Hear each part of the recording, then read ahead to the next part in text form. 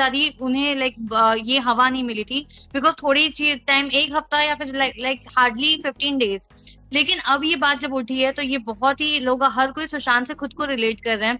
तो आपके हिसाब से आपको नहीं लगता कि आने वाले दिनों में जो न्यू कमर्स आएंगे वो ये सारी चीजें देख के काफी डर गए हैं, and what do you think कि उनके लिए कितना इजी होगा आना? नहीं नहीं, न्यू कमर्स डरेंगे नहीं। न्यू कमर्स को पता है कि वो कहाँ जा रहे हैं, किस चीज से आना। डील।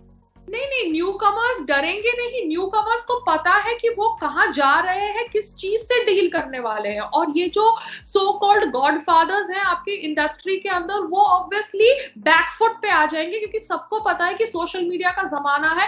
वो लोग अगर किसी के साथ कास्टिंग काउच के थ्रू मिसबिहेव करेंगे या नेपोटिज्म के थ्रू किसी का काम लेंगे, तो सबके वीडियोस बनाए जाएंगे, सबके वीडियोस सोशल मीडिया पे डाले जाएंगे, और इनकी जितनी भी बची कुची इज्जत है वो धज्जियों में मिल जाएगी। बिकॉज देखिए, अभी इनके ऊपर केस फाइल किया गया है फॉर अबेटमेंट ऑफ सुसाइड और for murder, I think against Karan Johar, Sanjay Leela Bhansali, Salman Khan, Ekta Kapoor. क्योंकि एकता कपूर तो कह रही है कि मैंने सुशांत को लॉन्च किया, मगर एक्सक्यूज मी, आपने सुशांत को लॉन्च किया क्योंकि आपको लगा कि ये लड़का न्यू कमर है, इससे आप कम पैसों में काम कराएंगी, गधों की तरह काम करवाएंगी। आपने अपना फायदा देखा, इसलिए आपने उसको लॉन्च किया। आप न्यू कमर्स को लॉन्च करती है क्योंकि आपको अपना फायदा देखना है। आप एक बिजनेस वुमन है, आपको फायदा दिखता है, तो आप एक पॉर्न एक्ट्रेस को भी बाहर से ले आएंगी और उसको सिद्धि विनायक ले जाके उससे आरती करवाएंगी। तो ये जो ड्रामा ये लोग करते हैं, बिकॉज ये लोग करते हैं, वो अब नहीं चलने वाला है। तो अगर बाहर से लोग आएंगे, आउटसाइडर्स आएंगे इंडस्ट्री के अंदर, उनको भी पता है कि इंडस्ट्री के अंदर क्या क्या होता है। They will be well prepared, they will be well equipped to handle such kind of situations. And industry वाले सो कॉल्ड गॉडफादर्स की इतनी बेइज्जती हो चुकी है कि ये लोग आगे जाके अगर अपना मुंह भी दिखाएंगे न्यू कमर्स को, तो आई थिंक अपने आप को that Sushant is a artist beyond excellence, and I'm really thankful for all of your love and condolences.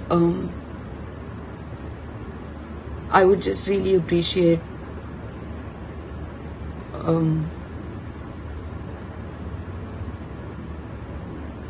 I don't even know what to say. All I can say is that, Vani, I promise that you used to tell me after the end of every schedule that that you want to see me go far, and that you think I have infinite potential.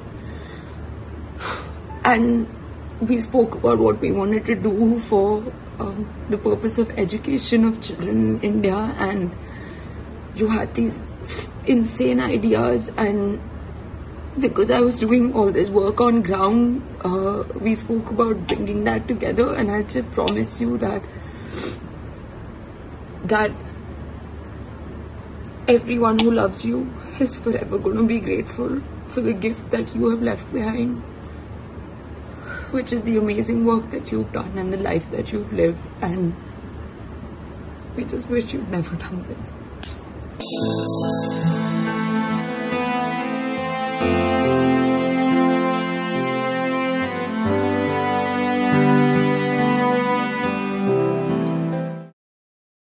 चक्रवर्ती सुशांत सिंह राजपूत की live in relation, उनकी girlfriend, उनसे आज पूछताछ की गई। लगभग 9 घंटों तक की पूछताछ चली। मैंने आपको पहले बताया था, उनसे अहम सवाल पूछे गए। वो अपने पापा के साथ पहुंची थी, वहां पर उनसे उनका मोबाइल लेकर उनके मोबाइल को स्कैन किया गया। उनके मोबाइल में सारे मैसेजेस, कॉल डिटेल्स सब पुलिस ने खुद चेक किए वहां पर कि क्या उनकी कॉल डिटेल्स थी, क्या कॉल्स आई और गई हैं, पूरी चेक की गई। और साथ ही साथ उनसे पूछा गया कि उनके आगे क्या प्लान्स थे। तो उन्होंने कहा कि उन्होंने घर साथ में लिया था और साथ में उनकी शादी करने के इस साल के अंत तक, सबसे पहले मैंने आपको ये बात बताई थी, नवंबर में उनकी शादी करने का प्लान है। और उन्होंने भी कहा कि इस साल के एंड में उनकी शादी करके सेटल होने का प्लान था। उसके बाद उनसे पूछा गया कि आखिर ब्रेकअप क्यों हुआ और क्यों वो छोड़कर गई, क्या हुआ था। उसका जवाब उन्होंने दिया। वो कहती हैं कि सुशांत के दोस्त सिद्धार्थ पिटानी उनके घर में रहा करते थे, और उनके घर में रहने से रिया को ऑब्जेक्शन था। रिया ने काफ़ी बार कहा, उनको लेकर के काफ़ी बार लोगों में आर्ग्यूमेंट हुआ कि वो क्यों घर पर रहते, वो जाते क्यों नहीं, वो एक तरह से फ्लैटमेट थे इनके। तो काफी बहस उनको लेकर हुई, ऐसा दिशा का रिया का वहां पर कहना है कि काफी ज्यादा बहस हुई उनको लेकर के, और उसके बाद जब बात नहीं बनी तो वो बैग लेकर के अपना घर चली गई। उन्होंने ये भी बताया कि उसके बाद भी उन लोगों के कॉल और टेक्स्ट पर जो है बातचीत हुई थी, और सुशांत ने शनिवार की रात को भी रिया को फोन किया था, उनसे बात हुई और टेक्स्ट पर भी बात हुई। ये मैसेजेस भी पुलिस ने चेक किए। मैं आगे आपको बताऊं तो साथ ही साथ पुलिस ने ये भी पूछा कि डिप्रेशन, जो क्लिनिकल डिप्रेशन था जिसका वो ट्रीटमेंट ले रहे थे, उसकी डिटेल्स ही पूछी, किस तरह का डिप्रेशन था, क्या दवाइयाँ, क्या मेडिकेशन। तब पुलिस ने पूछा कि क्या उनके बिहेवियर में कुछ चेंज, परिवर्तन कुछ आता था, कुछ आपने महसूस किया था। तो उन्होंने कहा कि वो ट्रीटमेंट ले रहे थे, मगर बाद में उन्होंने दवाइयाँ लेने में बहुत आनाकानी करते थे, काफ़ी बार नहीं लेते थे। मेडिटेशन और योगा भी करते थे अपने आप को ठीक रखने के लिए, लेकिन काफ़ी बार देयर वुड बी डेज जब वो कुछ भी बहुत लो फील करते थे और उनका कुछ करने का मन नहीं करता था। उसने ये भी शेयर किया कि वो दवाई लेने से साफ इनकार करते थे, काफ़ी बार दवाई लेने के लिए मना करते थे। और उसकी सुशांत की डेथ के बाद एक ये भी बात बहुत जोरदार तरीके से आई कि ये डिप्रेशन कितने दिनों से चल रहा था। तो पुलिस ने इस बारे में पूछताछ की। मैं अगर आपको आगे बताऊं तो अगला पॉइंट था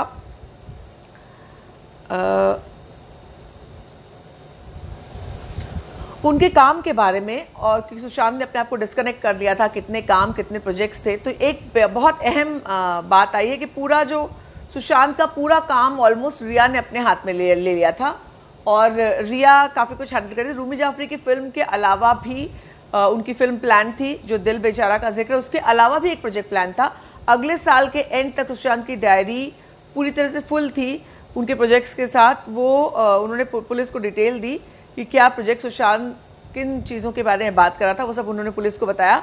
उन्होंने ये भी कहा कि वो लोग कोविड की वजह से शूटिंग शुरू नहीं कर पाए रूमी जाफरी की फिल्म का, मगर आगे उनके प्लान्स थे। अगली बात जो उनसे ये सवाल पूछा गया कि सुशांत के परिवार और दोस्त के साथ उनका कैसा संबंध था, उसमें उन्होंने एक बार फिर बताया कि वो सिद्धार्थ पटानी, जो मैंने कहा, उनकी वजह से उनका झगड़ा होता था और उनसे नहीं पटती थी, वो चाहती थी कि वो नहीं रहे। उन्होंने ये जाहिर किया था कि वो घर में ना रहें, मगर सुशांत उनकी बात नहीं सुनता था और वो उनको घर में हमेशा रहने देता था। जब भी दोस्त आते थे वो घर में रहते थे तो उन्हें बुरा लगता था। जब भी वो बोलती थी घर खाली करने के लिए, वो हमेशा वो कहता था कि नहीं, दोस्त मेरे यहाँ पर रहेंगे। उन्होंने पुलिस को ये भी बताया कि जब वो परेशान हो गई, जब वो एडजस्ट नहीं कर पाई, तो वो घर छोड़कर जाने से पहले उन्होंने उनकी बहन को इन्फॉर्म किया था कि बहन उनकी आएँ और यहाँ पर रहें, मगर उसके थोड़े दिन बाद ही ऐसा हो गया, ये घटना हो गई। इसके पहले कि उनकी बहन यहाँ आकर मूव इन कर पाती, तब तक ये इंसिडेंट हो गया। सुशांत सिंह राजपूत की इस पूरे मामले पर वो पूछताछ के लिए अपने पापा के साथ वहाँ पर गई थी, लेकिन उनके पापा को अंदर जाने नहीं दिया गया। वो अंदर पुलिस स्टेशन में अकेली थी। मीडिया ने उनसे बहुत सारे सवाल पूछे, मगर हाथ जोड़कर उन्होंने किसी बात का जवाब नहीं दिया। हालांकि ये उनसे अहम तरीके से पूछा गया कि लास्ट 10 डेज में वो उनसे कितना मिली थी, उन्होंने उनके बारे में क्या क्या बात की थी। तो काफ़ी अहम बिंदुओं पर रिया से पुलिस को जानकारी मिली है। अब देखना यह है कि इस जानकारी को पुलिस कितना क्रॉस वेरीफाई करती है। एक और चीज़ जो पता चली कि रिया को सुशांत के परिवार वाले बहुत ज़्यादा पसंद नहीं करते थे। तो जब रिया फ्यूनरल में आई, तब भी हालांकि शादी का फैसला हो चुका था, मगर जब फ्यूनरल में आई तब थोड़ा उन लोगों ने ऑब्जेक्शन लिया था। तो इस तरह की तमाम बातें आज पुलिस की पूछताछ में रिया चक्रवर्ती से निकल कर आई हैं। आगे मामला कहाँ तक जाता है, इसकी पल पल की अपडेट मैं आपके लिए ज़रूर लेकर आऊँगी। फिलहाल इस वीडियो में इतना ही।